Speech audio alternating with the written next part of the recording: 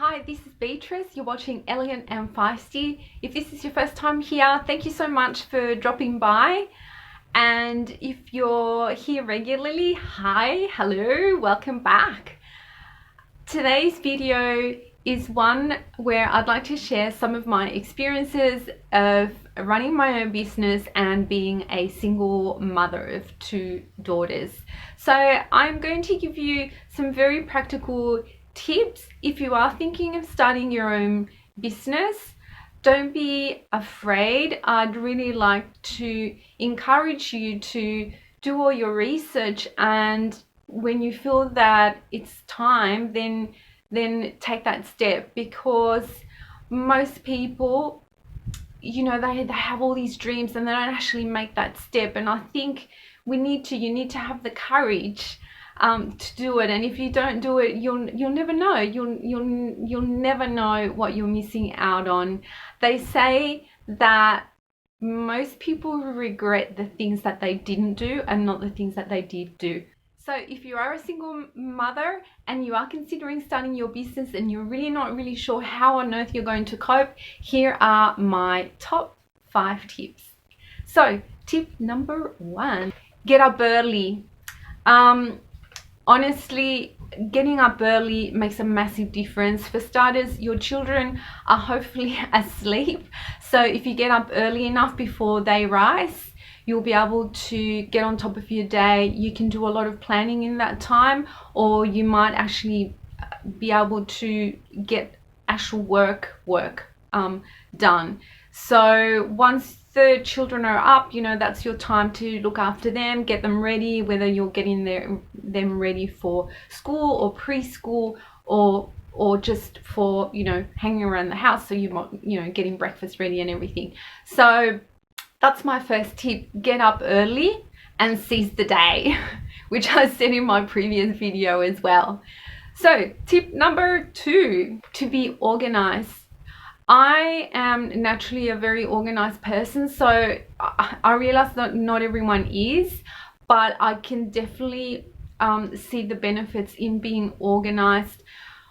Organizing everything, not just your work, but just organizing everything around you. So if you are thinking of running your business from home, which a lot of women do start from home, being organized will make a massive impact.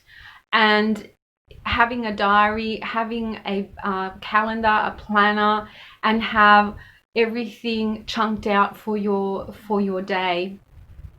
That's my second tip. Tip number 3 is to structure your children's day. So this is something that I did when my kids were very little, so before they started school, before they went to kindergarten.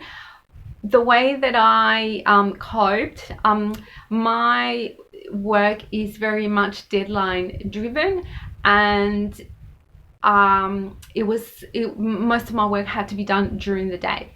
So the way that I managed to do that in those initial years when the children were little was that I would structure their day, and I would have blocks. So I would have, for example, 45 minutes of maybe playing with Lego blocks, 45 minutes of coloring in or painting or singing or playing with musical instruments, or like a crafts. I don't know whether this is because I had daughters. I found it quite easy. They quite enjoyed doing all these sorts of things. I really don't know what it would be like with a boy. I don't know whether they require different types of activities. So for my girls, that really worked.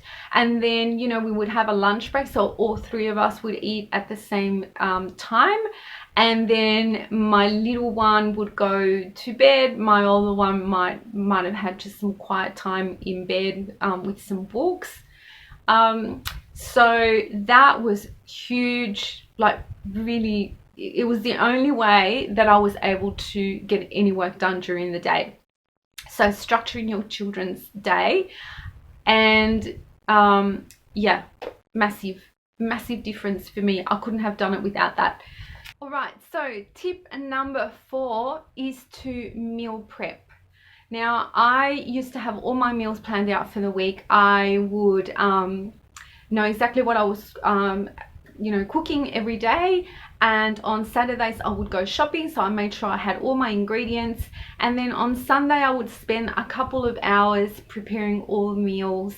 Now, I wasn't preparing the entire meals, but I was just preparing some of the some parts of the meal. So for example, if I bought chicken breasts and I knew that I wanted to make some chicken schnitzels during the week, then I would already cut them up. Sometimes I would crumb them and also put them in the freezer.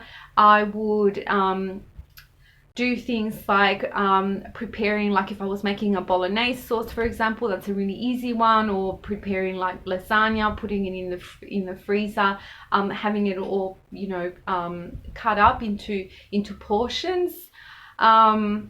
There's a lot of things that you can do to save time during the week. For example, chopping up all your vegetables and just having them all in containers or stacked up in the fridge and ready to go. So then during the week, it really cuts down on the amount of time by doing it all at the same time. You really do save the time it takes to take this out or take that out, or coming up with ideas for what you might be cooking that day. So I found that saved me a lot of time.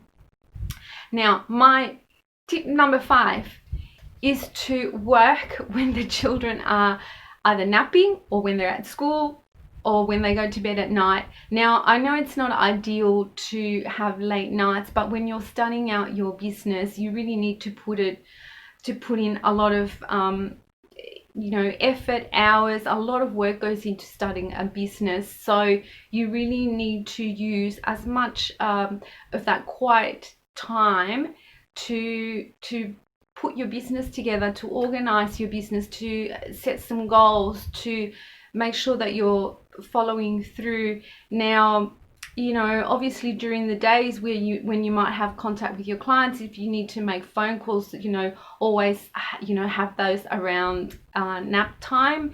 Responding to emails, you can do that anytime. So you could do that in the evenings when the children are resting. And so they are my top 5 tips for surviving running your own business as a single mother from home.